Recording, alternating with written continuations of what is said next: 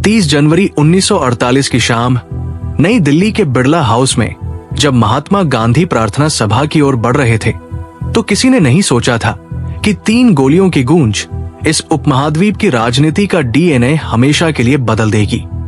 ठीक 3 साल बाद 16 अक्टूबर 1951 को रावलपिंडी के कंपनी बाग में पाकिस्तान के पहले प्रधानमंत्री लियाकत अली खान के सीने पर गोलियां दाग दी गई। फिर 1979 में रावलपिंडी की सेंट्रल जेल में जुल्फिकार अली भुट्टो को फांसी के फंदे पर लटका दिया गया। 1984 में भारत की सबसे ताकतवर प्रधानमंत्री इंदिरा गांधी को उनके ही सरकारी आवास में उनके अंगरक्षकों ने भून डाला। 1988 में जनरल जियाउल हक का C-130 हर्क्यूलिस विमान आसमान में आग का गोला बन गया। 1991 में राजीव गांधी एक आत्मघाती हमले में टुकड़ों में बिखर गए और 2007 में उसी रावलपिंडी के लियाकत बाग में बेनजीर भुट्टो की सांसें बारूद के धुएं में हमेशा के लिए थम गई। भारत और पाकिस्तान 2 ऐसे मुल्क जो एक ही इतिहास, एक ही भूगोल और एक ही दर्द से पैदा हुए थे, लेकिन आजादी के बाद के 8 दशकों में इन दोनों देशों का राजनीतिक इतिहास केवल चुनावों, संसदों और भाषणों से नहीं लिखा गया, बल्कि ये इतिहास उन कत्लों, रहस्यों, फौजी तख्ता पलटों और खुफिया साजिशों से लिखा गया जिन्होंने बार बार पूरे मुल्क की तकदीर पलट दी। दुनिया के किसी भी कोने में इतने कम समय के भीतर एक ही क्षेत्र के इतने सारे शीर्ष राष्ट्रपतियों, प्रधानमंत्रियों और राष्ट्रनायकों की इस तरह नृशंस हत्या नहीं हुई। आखिर इस खूनी खेल के पीछे कौन सी अदृश्य ताकतें थीं? क्या ये सिर्फ मजहबी और सियासी पागलपन का नतीजा था, या फिर सत्ता के गहरे गलियारों, डीप स्टेट और अंतर्राष्ट्रीय खुफिया एजेंसियों का बुना हुआ एक ऐसा जाल था जिसमें जो भी नेता व्यवस्था को चुनौती देता था उसकी मौत का फरमान पहले ही लिख दिया जाता था। आज हम उपमहाद्वीप की सियासत के सबसे खौफनाक और अनसुलझे पन्नों को परत दर परत डिकोड करने जा रहे हैं। इस सिलसिले की शुरुआत उस इंसान से होती है जिसे भारत का राष्ट्रपिता कहा गया। 30 जनवरी 1948 नई दिल्ली में सर्द शाम ढल रही थी। महात्मा गांधी अपनी 2 पोतियों के कंधों पर हाथ रखकर बिड़ला हाउस के लॉन में प्रार्थना सभा की ओर बढ़ रहे थे। ठीक 5:17 पर भीड़ में से खाकी कोट पहने एक नौजवान बाहर निकलता है। वो झुककर बापू के पैर छूने का नाटक करता है और फिर अपनी जेब से बेरेटा सेमीटोमैटिक पिस्तौल निकालकर 3 फीट की दूरी से लगातार 3 गोलियां बापू के सीने और पेट में उतार देता है। वो नौजवान था नाथुराम गोडसे, लेकिन गांधी का कत्ल सिर्फ एक सिरफिरे की सनक नहीं थी। 1947 के बंटवारे के दौरान भड़के खूनी दंगों, पाकिस्तान को 55 करोड़ रुपए देने के मुद्दे और शरणार्थियों के गुस्से ने दिल्ली और पुणे में एक कट्टरपंथी सिंडिकेट को जन्म दिया था। हैरानी की बात यह है कि इस हत्या से ठीक 10 दिन पहले 20 जनवरी 1948 को उसी बिड़ला हाउस में मदनलाल पाहवा नाम के एक शरणार्थी ने गांधी की सभा के ठीक पास बम धमाका किया था।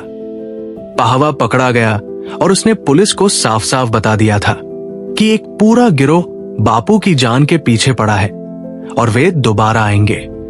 इसके बावजूद गांधी की सुरक्षा में कोई पुख्ता कदम नहीं उठाए गए। न कोई मेटल डिटेक्टर था, न आने जाने वालों की तलाशी की व्यवस्था थी। जब गोलियां चली तो बापू जमीन पर गिर पड़े और उनका सफेद खादी का कुर्ता खून से लाल हो गया। गांधी की हत्या ने आजाद भारत को पहला सबसे बड़ा मनोवैज्ञानिक आघात दिया। इसने साबित कर दिया कि उपमहाद्वीप में विचारधारा की लड़ाई कितनी जल्दी बारूद में तब्दील हो सकती है। लेकिन सरहद के उस पार नवजात पाकिस्तान में सत्ता का पहला खून अभी बहना बाकी था। 16 अक्टूबर 1951 को पाकिस्तान के पहले प्रधानमंत्री लियाकत अली खान रावलपिंडी के कंपनी बाग में एक विशाल जनसभा को संबोधित करने पहुंचे थे।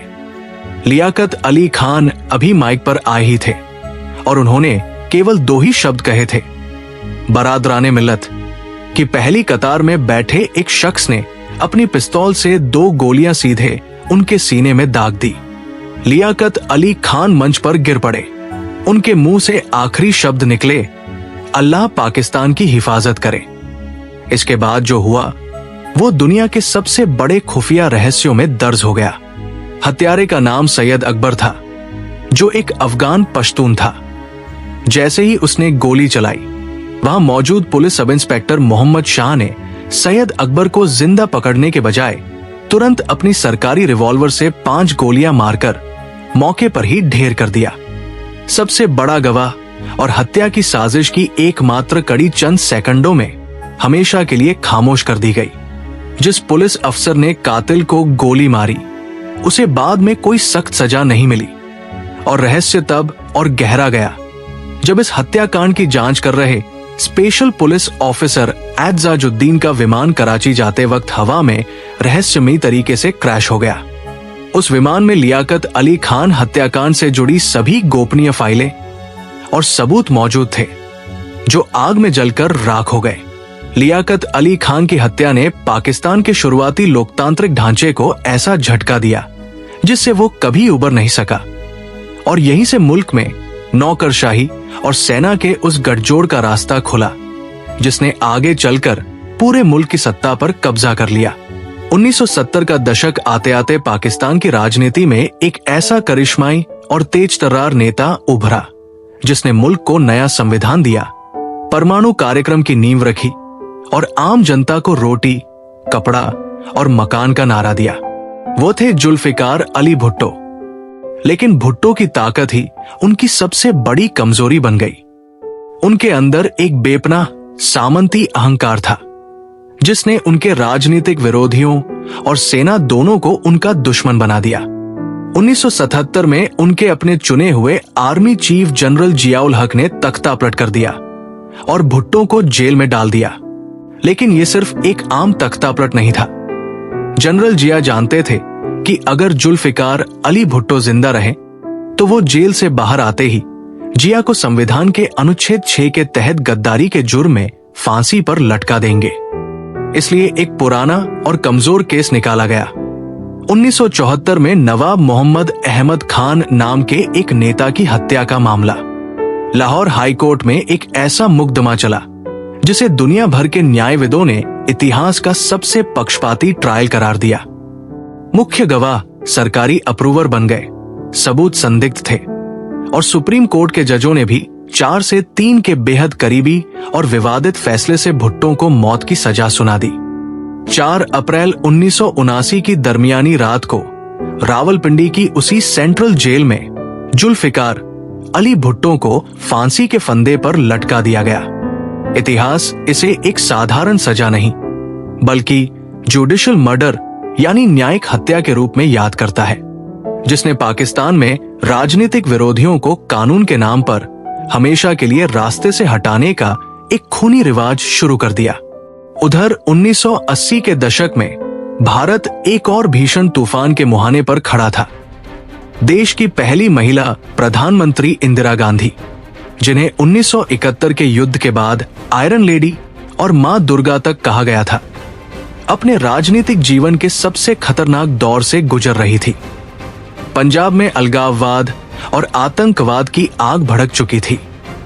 जून 1984 में अमृतसर के स्वर्ण मंदिर से उग्रवादियों को बाहर निकालने के लिए भारतीय सेना ने ऑपरेशन ब्लू स्टार को अंजाम दिया। इस सैन्य कार्रवाई ने सिख समुदाय की धार्मिक भावनाओं को गहरी चोट पहुंचाई और इंदिरा गांधी चरमपंथियों की हिटलिस्ट में नंबर 1 पर आ गई। इंटेलिजेंस ब्यूरो और सुरक्षा एजेंसियों ने इंदिरा गांधी को बार बार चेतावनी दी कि उनके आवास से सभी सिख सुरक्षा कर्मियों को हटा दिया जाए, लेकिन इंदिरा गांधी ने एक राजनेता के रूप में इसे खारिज कर दिया। उन्होंने कहा कि भारत एक धर्मनिरपेक्ष देश है और वो अपनी ही सुरक्षा में तैनात जवानों पर उनके धर्म के आधार पर शक नहीं कर सकती। ये फैसला उनके जीवन की सबसे बड़ी और आखिरी भूल साबित हुआ। 31 अक्टूबर 1984 की सुबह नई दिल्ली के एक सफदरजंग रोड से इंदिरा गांधी बगल के एक अकबर रोड की ओर पैदल बढ़ रही थी, जहां ब्रिटिश अभिनेता पीटर उस्तिनोव उनके साथ एक डॉक्यूमेंट्री के लिए इंटरव्यू रिकॉर्ड करने वाले थे।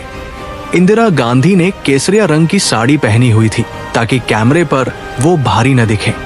सुबह 9:10 पर जब वो विंग कमांडर के रूप में तैनात अपने अंगरक्षकों के पास पहुंची तो सब इंस्पेक्टर बेअंत सिंह ने अपनी .38 रिवॉल्वर निकाली और बिल्कुल करीब से इंदिरा गांधी के पेट में 3 गोलियां दाग दी। इंदिरा गांधी जमीन पर गिर पड़ी। इसके तुरंत बाद कुछ ही कदमों की दूरी पर खड़ा दूसरा सुरक्षाकर्मी सतवंत सिंह अपनी ऑटोमेटिक स्टेन गन लेकर आगे बढ़ा और उसने जमीन पर तड़प रही प्रधानमंत्री के शरीर में पूरी की पूरी 25 गोलियों की मैगजीन खाली कर दी। लोहे के गेट पर 30 गोलियों की आवाज ने पूरे लुटियंस दिल्ली को हिलाकर रख दिया। बेअंत सिंह और सतवंत सिंह ने तुरंत अपने हथियार फेंक दिए और कहा, हमने जो करना था कर दिया, अब तुम जो करना है करो। इसके बाद एम्स अस्पताल में डॉक्टरों ने घंटों तक इंदिरा गांधी के शरीर से गोलियां निकालने की कोशिश की, लेकिन देश की सबसे ताकतवर नेता की सांसें उसी लॉन में थम चुकी थी। इस हत्या के बाद दिल्ली और देश के कई शहरों में भयानक सिख विरोधी दंगे भड़क उठे, जिसने हजारों बेगुनाहों की जान ले ली और समाज के सीने पर ऐसे जख्म छोड़ दिए जो दशकों तक नहीं भरे। इंदिरा गांधी की हत्या के ठीक 4 साल बाद पाकिस्तान में एक ऐसा रहस्यमयी हवाई हादसा हुआ जिसने पूरी दुनिया की खुफिया एजेंसियों के कान खड़े कर दिए। 17 अगस्त 1988 का दिन था। पाकिस्तान के फौजी तानाशाह जनरल जियाउल हक बहावलपुर के रेगिस्तान में अमेरिकी एम एक अब्राम्स टैंक का ट्रायल देखने गए थे। दोपहर बाद उनका शाही वीवीआईपी विमान C-130 हर्क्यूलिस, जिसे पाकवन कहा जाता था, इस्लामाबाद लौटने के लिए रनवे से उड़ा। विमान में जनरल जिया के साथ पाकिस्तान में अमेरिकी राजदूत अर्नोल्ड राफेल, अमेरिकी सैन्य मिशन के प्रमुख जनरल हर्बर्ट वासोम और पाकिस्तान सेना के कई शीर्ष जनरल मौजूद थे। टेक के ठीक 3 मिनट और 30 सेकंड बाद विमान अचानक हवा में हिचकोले खाने लगा। पायलट की तरफ से कोई डिस्ट्रेस कॉल या मदद की पुकार नहीं आई। विमान आसमान में एक रोलर कोस्टर की तरह ऊपर नीचे हुआ और फिर सीधी नाक के बल जमीन से टकराकर आग के एक विशाल गोले में तब्दील हो गया। विमान में सवार सभी 31 लोग जिंदा जलकर राख हो गए। जांच एजेंसियों को मौके से सिर्फ जनरल जिया का जबड़ा और उनकी वर्दी के कुछ टुकड़े मिले। जनरल जिया की मौत पर आज तक सस्पेंस का पर्दा गिरा हुआ है। कई रिपोर्टों में दावा किया गया कि विमान के कॉकपिट में नर्व गैस छोड़ी गई थी, जिससे पायलट तुरंत बेहोश हो गए। कुछ ने दावा किया कि विमान में आमों की पेटियों के अंदर अल्टीमीटर से जुड़े RDX बम रखे गए थे, जो एक तय ऊंचाई पर फट गए। शक की सुई कभी सोवियत संघ की KGB पर घूमी, क्योंकि जिया ने अफगान युद्ध में सोवियत सेना को घुटने टेकने पर मजबूर कर दिया था। कभी अफगान खुफिया एजेंसी खाद पर, तो कभी सेना के ही अंदरूनी गुटों पर। लेकिन 1988 का वो धमाका इतिहास की सबसे बड़ी अनसुलझी गुत्थियों में शामिल हो गया। इस खूनी चक्रव्यूह का अगला शिकार बने भारत के सबसे युवा पूर्व प्रधानमंत्री राजीव गांधी। 1989 में चुनाव हारने के बाद 1991 के आम चुनावों में राजीव गांधी एक बार फिर जबरदस्त वापसी की तैयारी कर रहे थे। 21 मई 1991 की रात वो तमिलनाडु के श्रीपेरम्बुदूर में एक चुनावी रैली को संबोधित करने पहुंचे थे। राजीव गांधी का स्वभाव बेहद खुला और दोस्ताना था। वो सुरक्षा प्रोटोकॉल तोड़कर अक्सर लोगों के बीच पहुंच जाते थे। रात के करीब 10:21 पर जब वो मंच की तरफ बढ़ रहे थे तो भीड़ में से एक छोटी कदकाठी की युवती आगे बढ़ी। उसका नाम था थेनमोजी राजरत्नम, जिसे दुनिया धनु के नाम से जानती है। धनु श्रीलंका के खूंखार उग्रवादी संगठन लिट्टे LTTE की एक आत्मघाती हमलावर थी। 1987 में जब राजीव गांधी ने श्रीलंका में भारतीय शांति सेना IPKF भेजी थी तो लिट्टे के प्रमुख प्रभाकर ने इसे तमिलों के साथ धोखा माना था और वो राजीव गांधी से निजी इंतकाम लेना चाहता था। धनु ने अपने कपड़ों के नीचे एक डेनिम बेल्ट में 9 mm के RDX बम और 10,000 स्टील के छर्रे बांध रखे थे। जैसे ही राजीव गांधी उसके सामने आए, धनु ने उनके पैर छूने के लिए नीचे झुकने का नाटक किया। राजीव ने उसे उठाने के लिए हाथ आगे बढ़ाया और उसी सेकंड धनु ने अपनी कमर पर लगे टॉगल स्विच को दबा दिया। एक बहरा कर देने वाला धमाका हुआ और पूरा मैदान आग और धुएं के गुबार से भर गया। वो धमाका इतना भयावह था कि राजीव गांधी, धनु और वहां मौजूद 14 निर्दोष लोग एक ही पल में चीथड़ों में उड़ गए। राजीव गांधी का शव इतनी बुरी तरह क्षत-विक्षत हो चुका था कि उनकी पहचान केवल उनके सफेद लोटो स्पोर्ट्स जूतों और कलाई पर बंधी घड़ी से हो पाई।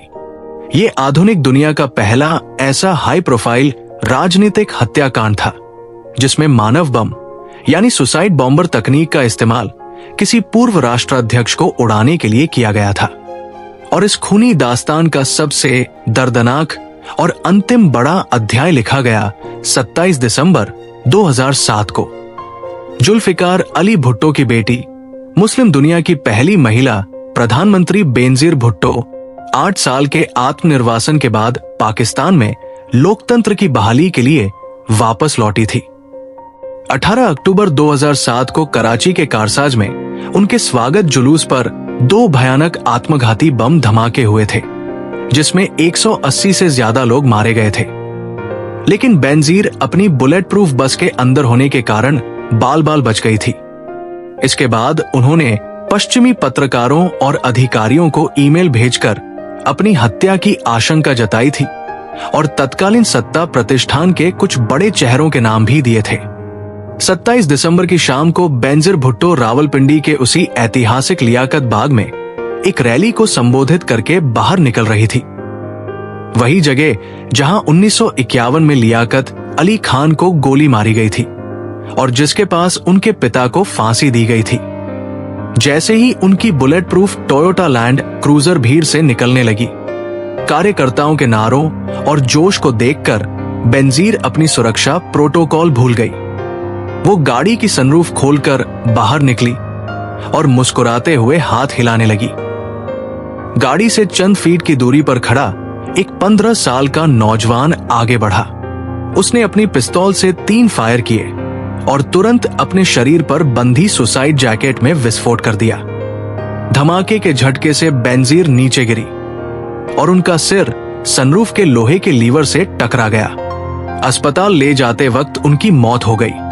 लेकिन बेनजीर हत्याकांड का सबसे बड़ा रहस्य उस धमाके के बाद शुरू हुआ, जिस मैदान में एक पूर्व प्रधानमंत्री का कत्ल हुआ था, जहां फॉरेंसिक सबूत, बारूद के अवशेष और गोलियों के खोखे बिखरे पड़े थे। उस पूरे क्राइम सीन को पुलिस ने फायर ब्रिगेड की गाड़ियों से पानी की तेज धार मारकर ठीक 90 मिनट के भीतर पूरी तरह धो डाला। दुनिया के किसी भी मुल्क में किसी वीवीआईपी की हत्या के बाद ऐसा नहीं हुआ था कि फॉरेंसिक जांच से पहले ही सबूतों को पानी में बहा दिया जाए। संयुक्त राष्ट्र यूएन की जांच रिपोर्ट ने बाद में साफ कहा कि बेनजीर की सुरक्षा में जानबूझकर ढिलाई बरती गई थी और सबूतों को मिटाने की कोशिश की गई थी। अब सबसे बड़ा सवाल उठता है, आखिर भारत और पाकिस्तान में ही हमारे शीर्ष नेता इस तरह गोलियों, बमों और फौजी तख्ता पलटों का शिकार क्यों बनते रहे? जब हम इन सभी ऐतिहासिक त्रासदियों का गहराई से विश्लेषण करते हैं तो 4 बड़े और कड़वे सच सामने आते हैं। पहला कारण है पर्सनैलिटी कल्ट यानी व्यक्ति पूजा बनाम संस्थाओं की कमजोरी। पश्चिमी लोकतंत्रों में व्यवस्थाएं इतनी मजबूत होती है कि अगर किसी राष्ट्रपति या प्रधानमंत्री की हत्या हो भी जाए तो मुल्क की पूरी नीति या सत्ता का संतुलन रातों रात नहीं बदलता। लेकिन उपमहाद्वीप में राजनीतिक दल और पूरी नीतियां अक्सर एक ही करिश्माई परिवार या एक ही चेहरे के इर्द गिर्द घूमती रही है।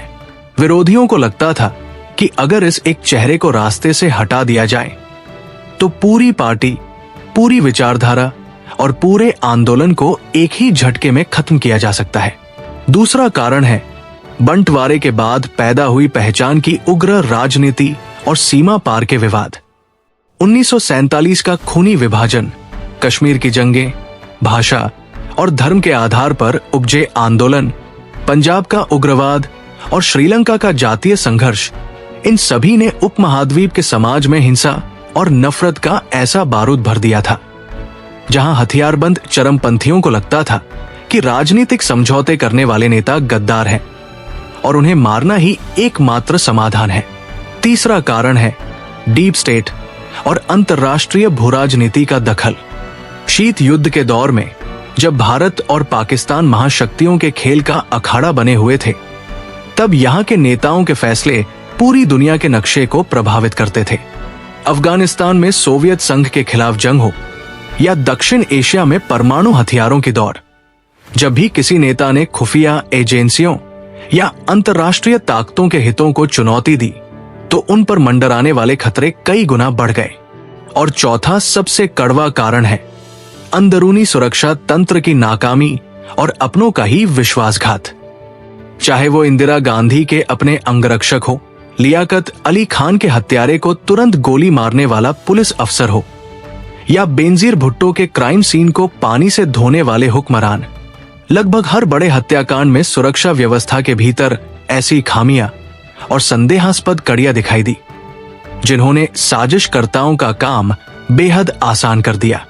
गांधी से लेकर बेनजीर भुट्टो तक उपमहाद्वीप के इन महान नेताओं की शहादत हमें ये सबक देती है कि जिस समाज में राजनीतिक मतभेदों का फैसला गोलियों और बारूद से होने लगे, वहां लोकतंत्र की जड़ें हमेशा लहूलुहान रहती है। इतिहास गवाह है कि गोलियां किसी नेता के जिस्म को तो खत्म कर सकती हैं, लेकिन उन सवालों और विचारों को कभी नहीं मिटा सकती जिनके लिए उन्होंने अपनी आखिरी सांस तक संघर्ष किया। अगर आपको इतिहास और राजनीति के इन अनसुने, खौफनाक और अनसुलझे पन्नों का ये विश्लेषणात्मक सफर पसंद आया हो, तो इस वीडियो को लाइक जरूर करें और अपने दोस्तों और परिवार के साथ शेयर करें, ताकि हमारी साझी तारीख के ये कड़वे सच हर इंसान तक पहुंच सके। चैनल को सब्सक्राइब करना और घंटी का बटन दबाना न भूलें, ताकि आने वाली अगली ऐतिहासिक दास्तानों से आप हमेशा जुड़े रहें। नीचे कमेंट करके जरूर बताएं कि इन सभी त्रासदियों में से किस घटना के रहस्य ने आपको सबसे ज्यादा झकझोर कर रख दिया। मिलते हैं अगली वीडियो में एक नए ऐतिहासिक महासंग्राम के साथ। तब तक के लिए अलविदा।